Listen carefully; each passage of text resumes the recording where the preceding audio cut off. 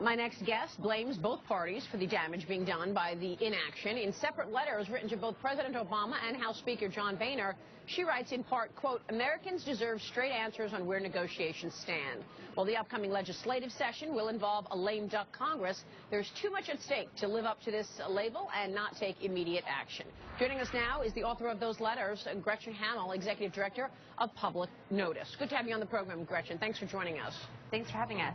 Have you gotten a response to the letters you sent to the President and the House Speaker? Unfortunately not. I think that I've seen that they've been out and about and on the trail, but we haven't gotten a response, but it doesn't mean that we're not going to keep quiet and not continue to push this issue. I mean, how irresponsible is this?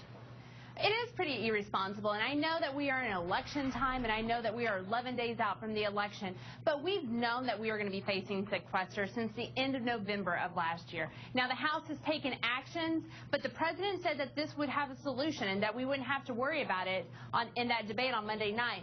But then we find out that he and Speaker Boehner haven't even talked for 4 months. So how do we expect a grand bargain to happen when the leaders aren't even talking? Yeah. Why do you think the President and the House Speaker have not met in the last several months? I mean, you know, that's a good question. And by the way, I'd like to know when the last Jobs Council meeting was. You know, that's another thing that hasn't, MIA. There has been a lot of things MIA when it comes to this economy, when it comes to the leadership that we need to see from the President on these issues. We just haven't seen it. I mean, for the past 11 months, we've known this is coming. We've known this is going to hit. We've had warning sign after warning sign since the beginning of March. The House moved to take some actions. They have taken those actions to replace those sequester cuts, but the Senate has not, and the President hasn't even called the House or the Senate to even have a conversation about a way to move forward. And I know we have an election, but this is about our economy, and the economy continues to move whether there's an election or there's not. Well, I mean, look, we know where the lines in the sand are, okay? So President Obama has been very adamant about this, on not giving the highest earners a continued rate that is in place right now. So not extending the tax cuts for the highest earners. Is he right? Is this an ideology that is getting in the way of getting deals done, or is this the core of a bargain between the two sides and something that should be done? What do you think? Let's look at the problem. How did we get into this mess? How did we get $16 trillion into debt? It's not by taxing too little, it's by spending too much. Every year, Congress has continued to spend more and more and more. Under a Republican administration, under Bush, and under President Obama. We have a spending problem, first and foremost, and that needs to be the first thing we tackle when we talk about finding a deal and a path to move forward.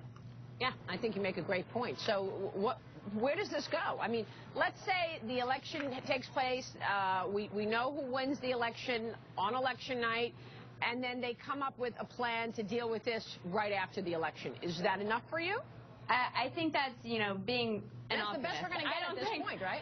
And I don't think that's going to happen. Unfortunately, we've already seen reports this week here on Capitol Hill that Democrats are already starting to talk about how they can push into January, and we're not going to be facing a real solution here. And that's the problem here in Washington, that we continue to talk about short-term solutions to problems and Band-Aid type solutions. We don't talk about long-term, and that's what's holding our economy back. That's why that report this morning in the Washington Post, where 1 million jobs have already been lost because of the fiscal cliff, it's a problem that we have no vision and no policy here in the U.S.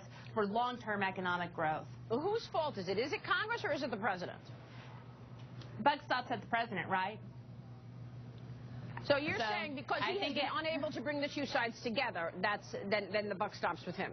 I mean, the President does deserve he is the commander-in-chief. Right. He is the leader here. And I think it is up to him to forge a path forward, to lay out a vision, and then push Congress to act on that vision. And we have yet to see that. So I think both parties are to blame here. Both Republicans and Democrats have put us in this situation. But at the end of the day, he's the President of the United States, and he is the one who determines the vision and the path for this country.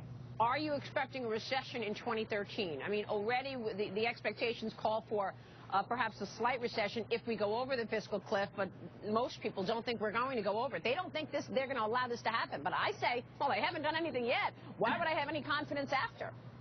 Exactly. And if they do anything, it will be some short-term measure, something that kicks the can down the road, because the sequester doesn't even cut the debt or deficit. It just slows the rate of growth to begin with.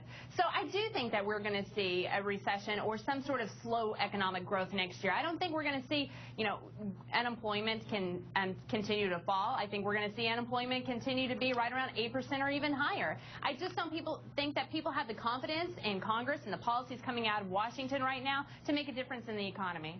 All right, we'll leave it there. We'll keep watching this. Gretchen, thanks very much. We appreciate it. Thank you. And we'll see you soon. Gretchen Hamel.